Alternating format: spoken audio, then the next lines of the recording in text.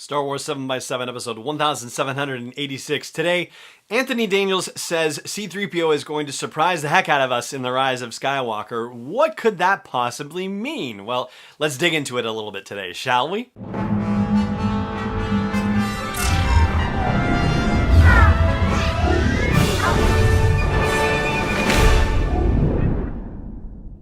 Hey Rebel Rouser, I'm Alan Voivod and this is Star Wars 7x7. Thank you so much for joining me for this episode where we're going to talk about C-3PO, and here is the deal in one of the side stories that was written by Joanna Robinson for Vanity Fair. We find out that Anthony Daniels has a bigger part to play in the Rise of Skywalker than we might necessarily have expected. In fact, Daisy Ridley says that he was on set a lot and that she spent a lot of time shooting scenes with him and that he was there on most days. So already there's a significant indicator that Anthony Daniels is playing a larger role in The Rise of Skywalker than he did in either The Force Awakens or The Last Jedi.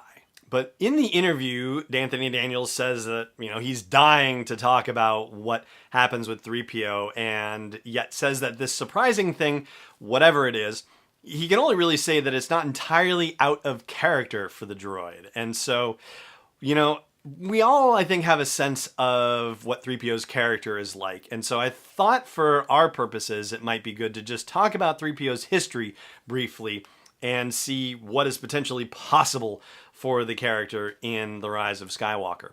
We do know for sure that his memory was wiped after the end of the events of Revenge of the Sith, and primarily to make sure that the birth of Luke and Leia was a secret and that he wouldn't know that Leia was in fact Anakin and Padme's daughter when they adopted her.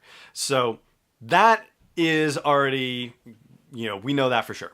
And we also know that as late as 5 years before the events of the original Star Wars, aka A New Hope, C-3PO didn't even know that Bail Organa was part of the rebellion, part of the alliance to restore the Republic. Like, he had no clue. It was all being compartmentalized from him. So he would go out on, various diplomatic missions with R2-D2, and R2-D2 had a side secret spy mission that 3PO knew nothing about. And we actually saw this demonstrated in the Star Wars Rebels episode, Droids in Distress, early on in that series, where they went on a mission and they got kidnapped by rebels, and 3PO thought he was being kidnapped and called the Imperials for help. So yeah, he had no idea, and when it was all over, he said to Bail, it's been real hectic for me, can I shut down for a while? And Bail said, yeah, go ahead. And as soon as 3PO was shut down, Bail goes to R2 and says, hey, tell me about these rebels, because, we're rebels, let's see who these guys are. So yeah, it was a while, and I wish I could see the moment where 3PO finds out that he's actually part of the rebellion. I think that would be rather hysterical. But it isn't, until Rogue One where we actually see evidence that 3PO knows that he is part of a rebellion. So I'm sure it happened sometime in the 5 years before then, but for, the longest time, he had no clue. And then, of course, we saw him in the events of Star Wars and Empire and Return of the Jedi, and it's probably worth pointing out that he was not even made aware of the entire plan for Jabba's palace. They went in there and 3PO was shocked when Luke in his hologram message to Jabba said, here, a gift, these 2 droids. What did he say? Right? So yeah, 3PO is still being kept out of the loop on a lot of stuff. And whether that evolves in the time period between Return of the Jedi and The Force Awakens, well, it's hard to say for sure. I think there's been some evolution. We don't know a lot about that time period. There have been some stories, obviously, that have been published. But one thing we know for sure about C-3PO and about how his role has changed in the Resistance, well, we know a few things. First of all, we know that he has 1 million more languages. Now he's up to nearly 7 million languages. We also know that he has had some slicer training as well, slicing being the equivalent of hacking in the Star Wars universe. So he is not a full-on, dedicated, and super awesome slicer, but apparently knows the basics of some of that stuff. And additionally, he is also a spy master. So there are droids throughout the Star Wars galaxy who are in communication with the Resistance on some sort of secret transmission band or something like that. And I guess there are random satellites out in the galaxy dispersed that are, floating around and very hard to find, but are able to relay signals across the galaxy, and Threepio is monitoring these.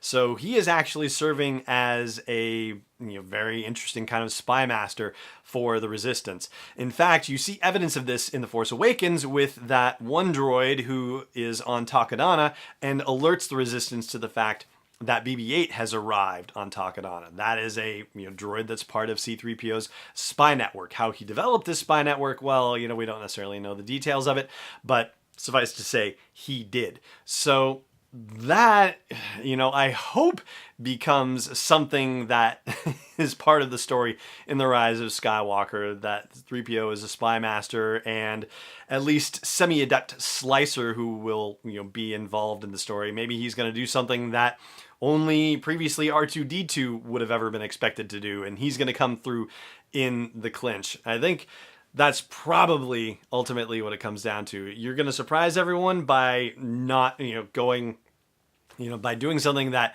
would actually shock people, not running away, but actually being in the thick of everything and taking the one action that is going to save our heroes. I think that would be a really awesome thing. But I'd love to hear what you think would be out of, only, slightly out of character, or at least somewhat in character for 3PO, but still shocking. What do you think it could be? So drop me a line wherever there's a comments section for wherever you kept catching this episode. And if there's not, then just home base for the show, sw7x7.com. All right, I'm going to take a quick break, and then Anthony Daniels' comments about 3PO and this shocking move have to do with Chris Terrio, the co-writer of The Rise of Skywalker, and a couple of interesting comments from Anthony Daniels about him I wanted to share with you. So we'll dig into that after the break. Stay tuned. Hey there. If you're enjoying all the coverage that I'm bringing you from Star Wars Celebration and what I do every single day for you at Star Wars 7x7, I hope you'll consider putting something in the tip jar at patreon.com/SW7x7. $1, $3.27, $5.01 or more. Honestly, every little bit helps, and every little bit is just as exciting as every other little bit. Please consider supporting me in the work of delivering Star Wars stories and interviews to you on a daily basis at patreon.com/SW7x7. Welcome back.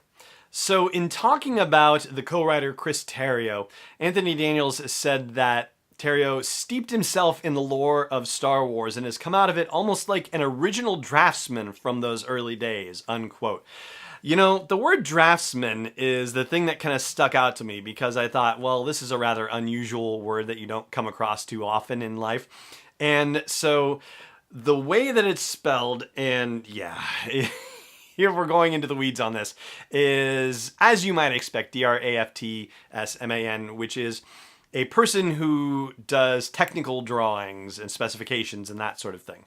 But it occurred to me that Anthony Daniels is, in fact, British. And so draftsman, if you look it up from a British perspective, is not the FT, it's the AUGHTSMAN, if I've got that right, spelling. And draftsman in the British rendering is somebody who composes legal documents. So as a result, if you want to start digging through your old Art of Star Wars, Art of Empire, Art of Jedi books, or your J.W. Rinsler books, or even the Star Wars Archives by Paul Duncan, you want to start digging into those and see what you can learn about the development of C-3PO as a character, well, maybe there's a clue in there to be found. I might page through some of those myself. We'll see. If I do discover anything, I'll share it with you on another episode, but for now, that's going to do it for this episode. So thank you so much for joining me for it, as always. And may the Force be with you, wherever in the world you may be. This podcast is not endorsed or sponsored yet by Lucasfilm Limited, Disney, or 20th Century Fox. It is intended for entertainment and information purposes only. Star Wars, the Star Wars logo, all names and pictures of Star Wars characters, vehicles, and any other related Star Wars items are registered trademarks and/or copyrights of Lucasfilm Limited or their respective trademark and copyright holders. May the Force be with them. All original content is copyright 2019 by Star Wars 7x7. We hope you love it.